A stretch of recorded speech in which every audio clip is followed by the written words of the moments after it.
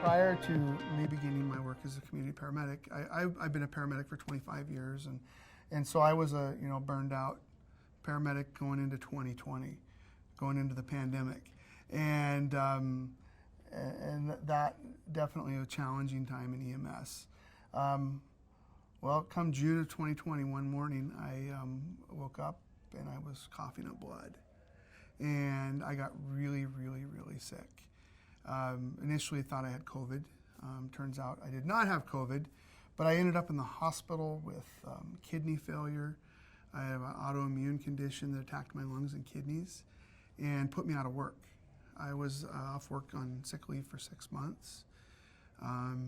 Came back on light duty and kind of poked around the station, did what I could.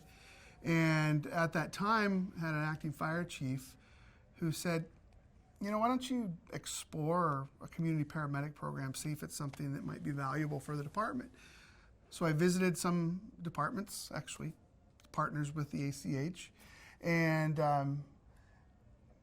did some research, wrote a proposal. Our city liked it, our hospital liked it, and that began this project that's just been the biggest adventure of my life.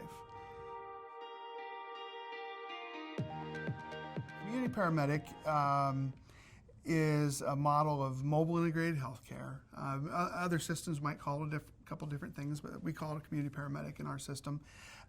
I work with people that the traditional 911 response is not the best or most appropriate response for them. They need additional assistance or additional resources that a fire engine and an ambulance aren't able to provide. That could be assisting them with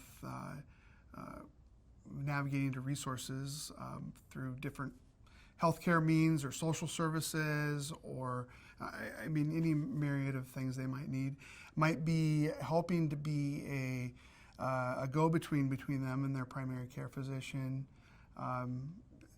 Really, it's kind of whatever that patient needs, the best assistance for the issues that they're dealing with.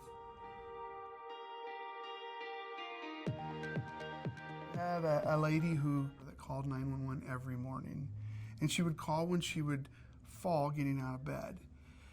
And she was just a sweet lady. We'd go help her up, and she'd go about her day, and we'd see her the next morning to go pick her up again. And as much as we enjoyed to go help her and see her, that isn't a good use of 911 resources.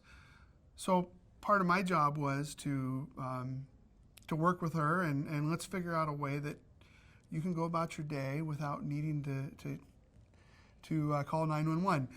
So it was really quite easy. A couple phone calls, change her schedule around a little bit, ask her to stay in bed for a few more minutes before a caregiver got there to help her, and problem solved.